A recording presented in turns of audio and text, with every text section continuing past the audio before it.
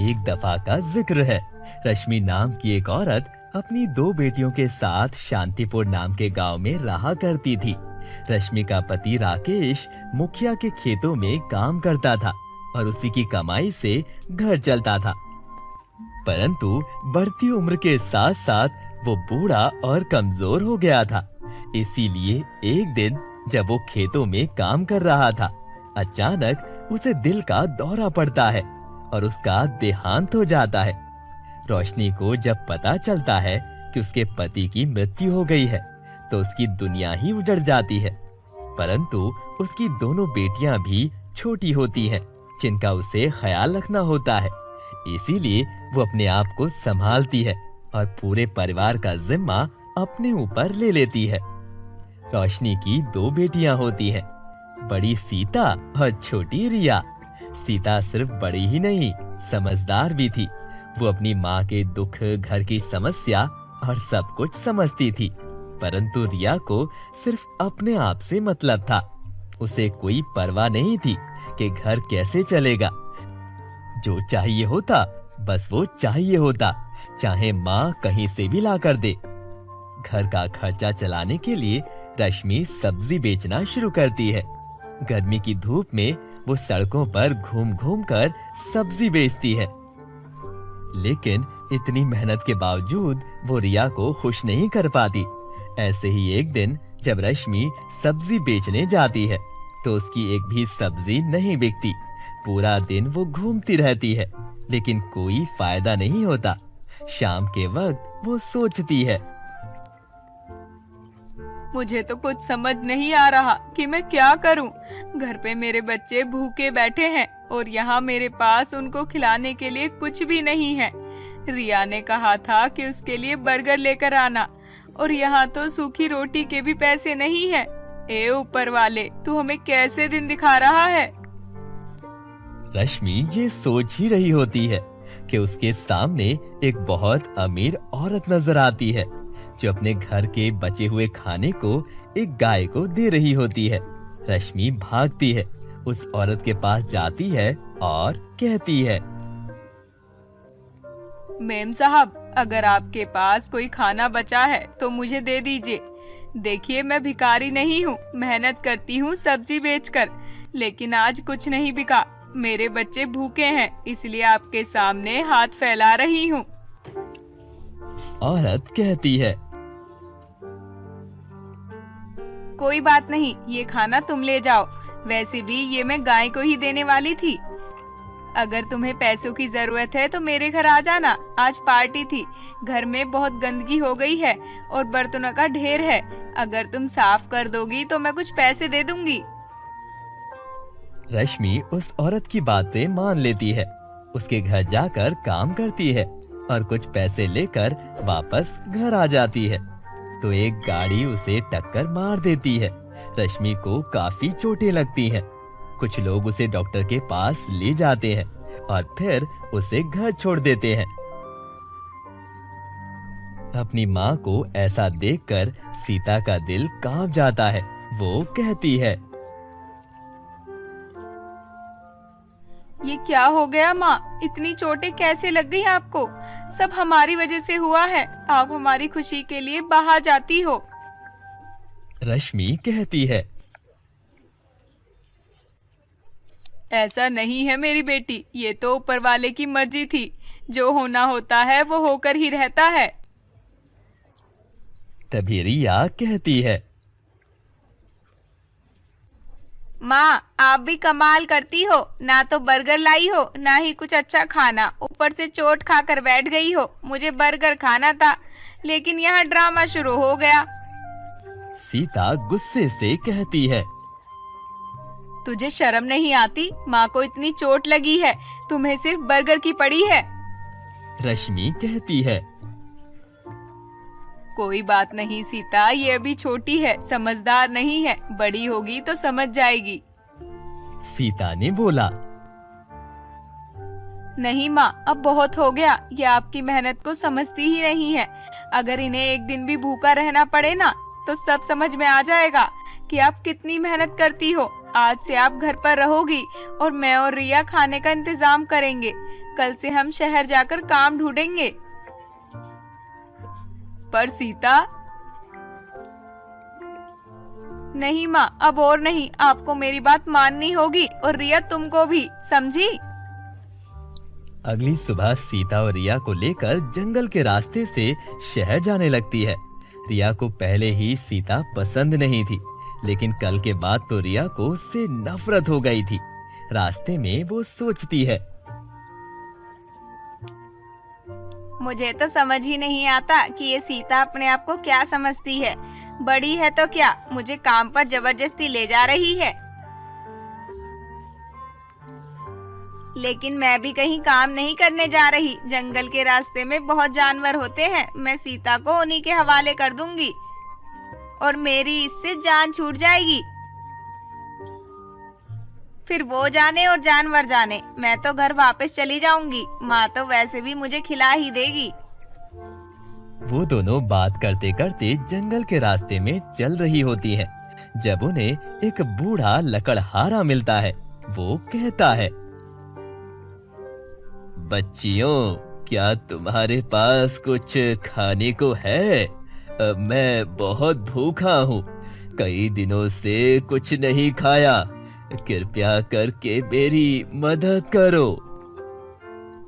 उस बूढ़े की बात सुनकर रिया कहती है, अगर हमारे पास खाना होता तो क्या हम काम ढूंढने जाते?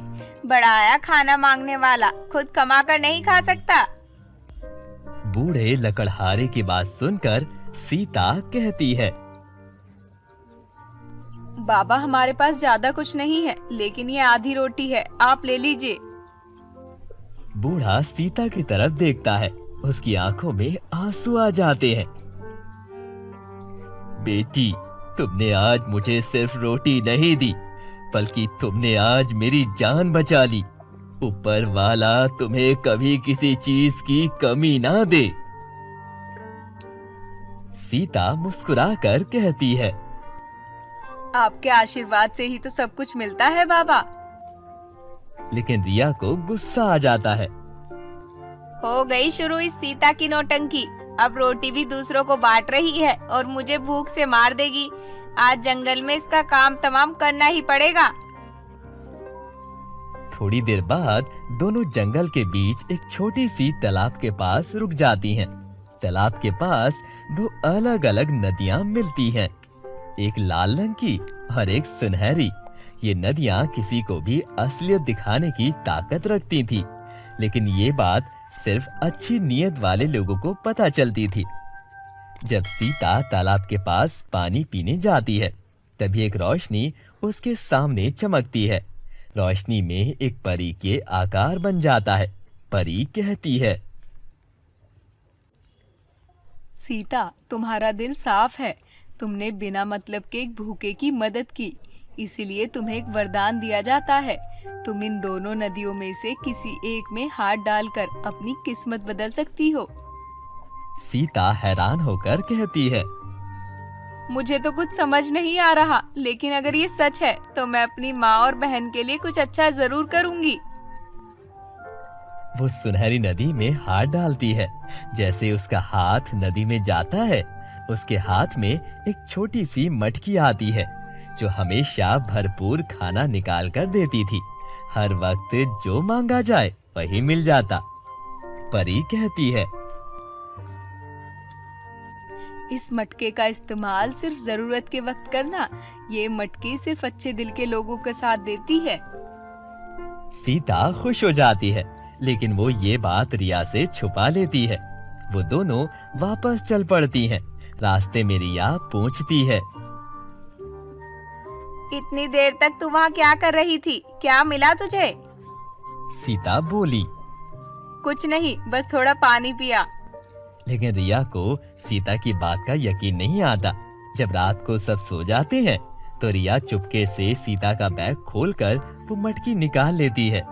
जैसे ही वो मटकी से बर्गर मांगती है, तुरंत बर्गर आ जाता है। रिया ये देखकर हैरान हो जाती है। रिया कहती है, तो ये बात है, सीता हमें बेवकूफ बना रही थी। अब ये मटकी मेरी है। लेकिन जैसे ही वो मटकी से दूसरी बार कुछ मांगती है, मटकी का रंग काला हो जाता है और उसमें से धुआं निकलता है। परी फिर से सामने आती है, लेकिन इस बार वो बहुत गुस्से में होती है। तुमने चोरी की है, ये वरदान तुम्हारा नहीं था, तुम्हें इसका परिणाम भुगतना पड़ेगा। परी रिया को एक नदी के पास ले जाकर कहती है,